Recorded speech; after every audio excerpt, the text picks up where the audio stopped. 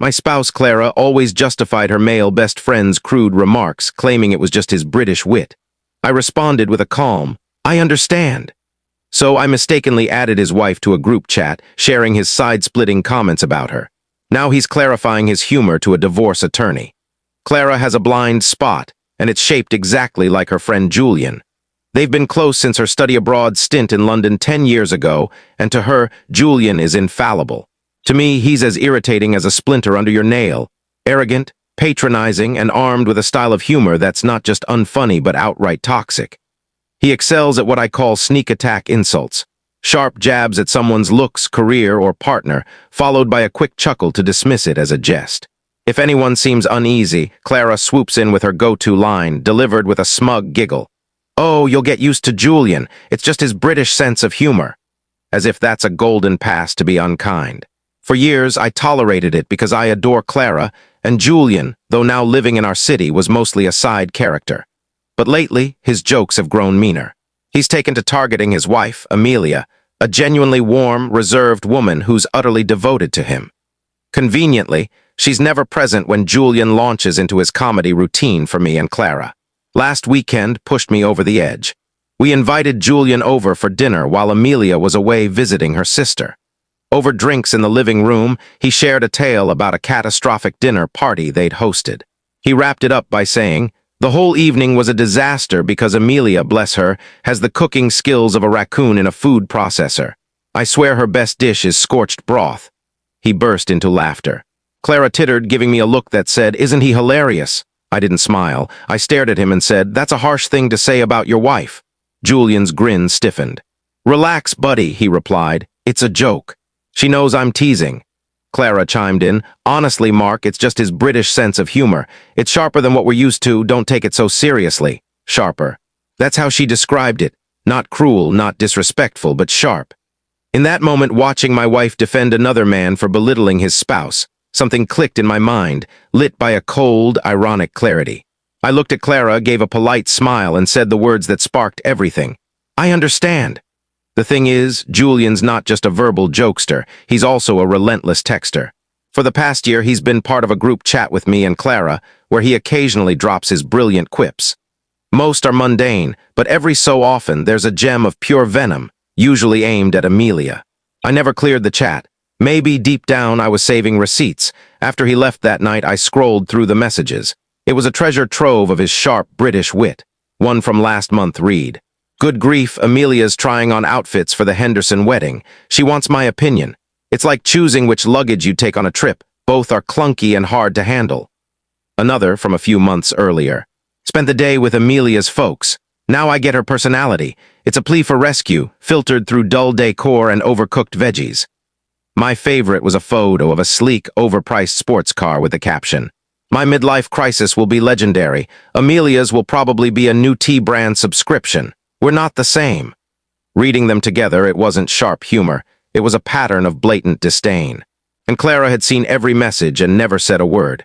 A plan formed in my mind, simple, clean, and best of all, plausibly deniable. I couldn't just send these texts to Amelia. That'd be too obvious, too aggressive. No, Julian's own words, his dazzling humor, had to do the heavy lifting. The perfect chance was coming up. Clara's birthday was a month away. I decided to start a new group chat to plan a surprise party for her.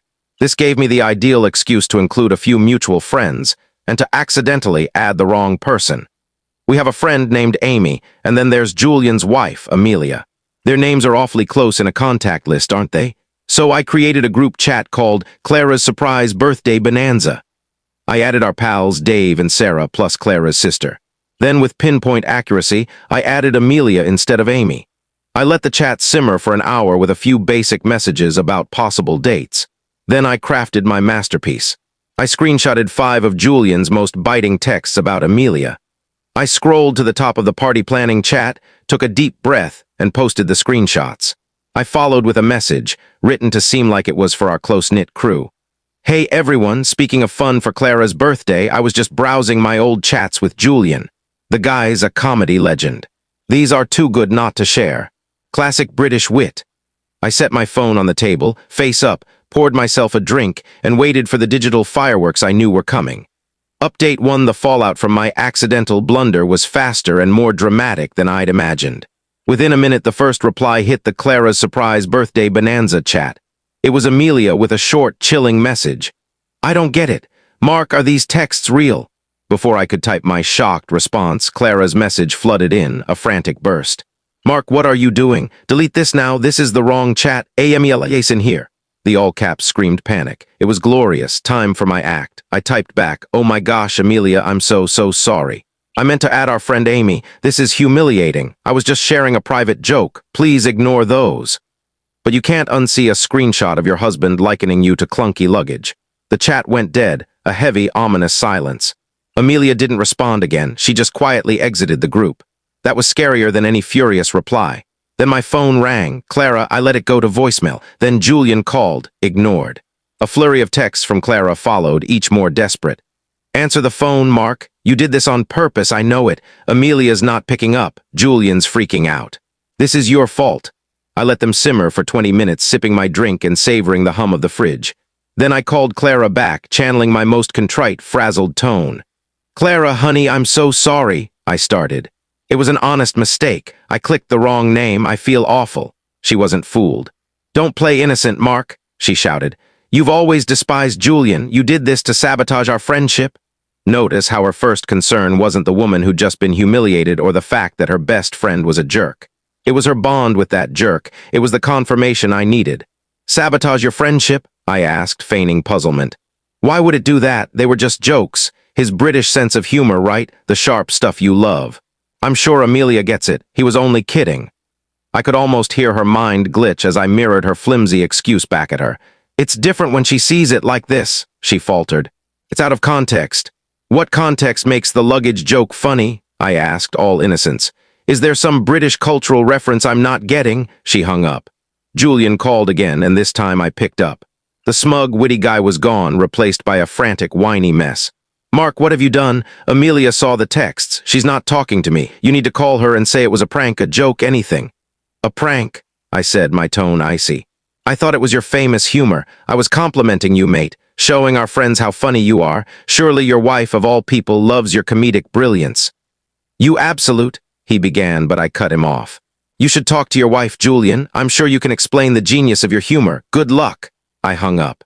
Clara came home an hour later, pale and red-eyed. The fight was monumental. She called me petty, envious, and scheming, unable to handle a bit of banter. She demanded I go to their house, apologize to Julian and Amelia, and fix my mess. "There's nothing to fix," I said calmly, leaning against the kitchen counter as she paced like a trapped animal. "You said Julian did nothing wrong, just told some sharp jokes. My only error was a tech slip-up. Are you saying Julian's whole persona can be undone by one little mix-up?" "You're twisting my words," she shouted. "No," I said, my voice turning serious. "I'm holding them up for you to see.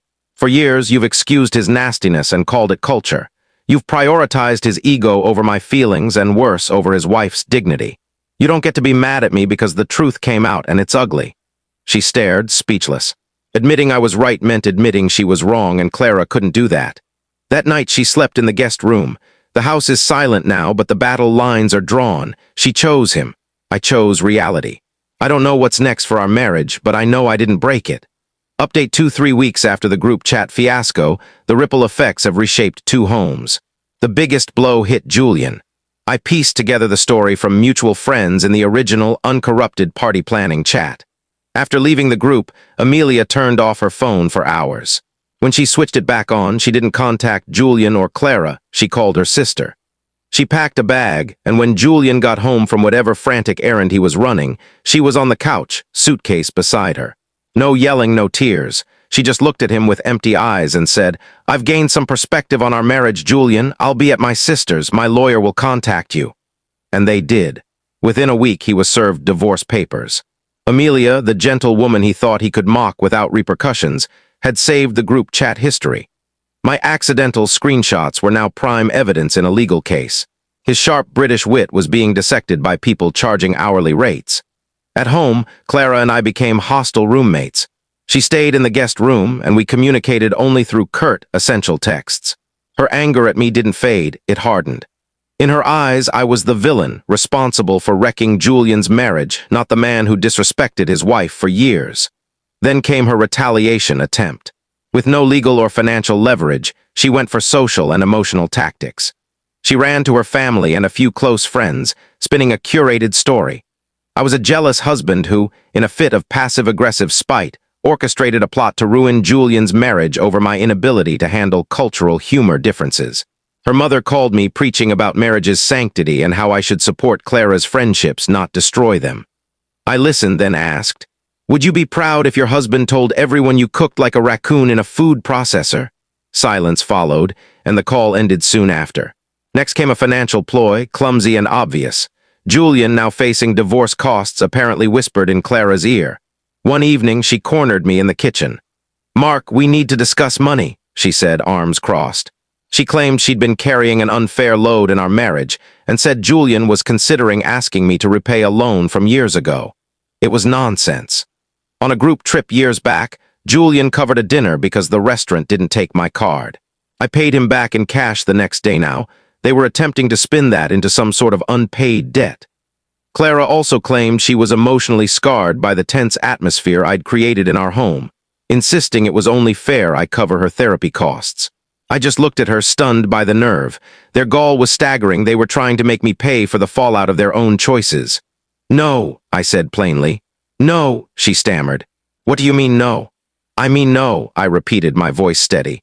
"There's no debt. Julian knows it, and so do you, and I'm not paying for your therapy, Clara. You're not scarred by me. You're shaken because your belief that your friend's awful behavior has no repercussions has crumbled. That's your issue, not mine." Then I delivered the final strike. "But since you've raised the topic of money and our marriage, maybe you're right. It's time we discuss them. I've been reflecting a lot lately. I think we should each get our own lawyers and review our assets. That's the next logical step, don't you agree?" Her face went pale. She knew as well as I did that I was the main breadwinner, and the house and most of our investments were mine before we married. Bringing lawyers into this would be financially ruinous for her, not me. She backpedaled instantly, muttering that perhaps she was being too emotional. But she'd crossed a line.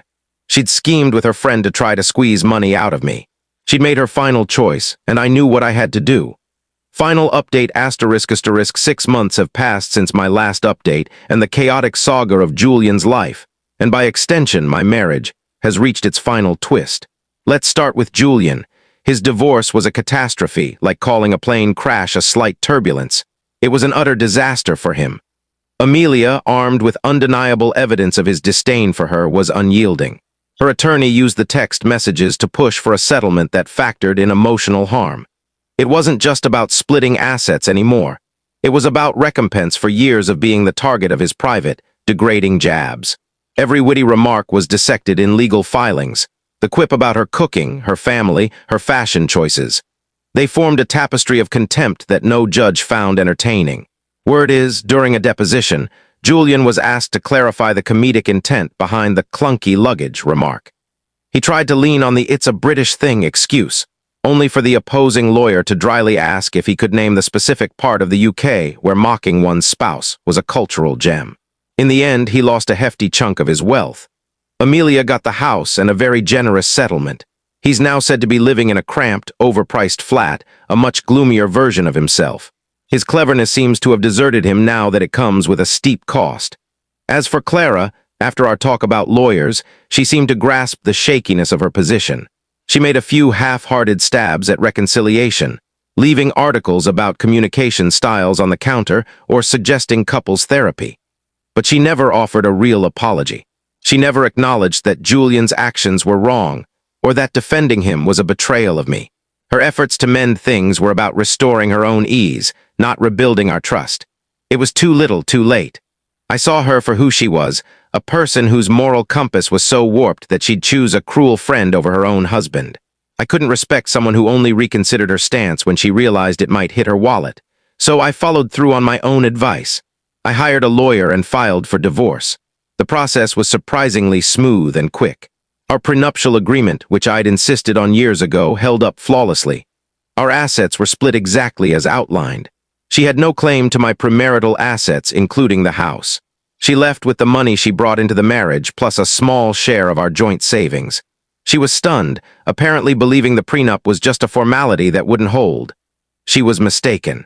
Clara had to move out and find her own place. Her friendship with Julian, from what I hear, is frayed. It's tough to keep up a cozy bond when you're both staring into the personal and financial void you created together. She lost her husband, her comfortable life, and her hilarious best friend, now just a bitter, divorced man, all because she couldn't bring herself to say, "That's not funny. You should respect your wife." I'm now officially divorced. The house is quiet, but it's a calm quiet, my quiet. I've reconnected with friends I drifted from, people who found Julian as exhausting as I did. I feel unburdened. The most ironic part of this whole mess is the phrase British sense of humor. It was Clara's magic phrase to make all the nastiness vanish. But magic isn't real. Consequences are. I didn't act out of spite. I just took the excuse she gave me, took Julian's jokes, and held them up to scrutiny. They weren't funny after all. And the look on Julian's face when he realized his humor was about to be explained to a divorce lawyer, that, my friends, was the real punchline.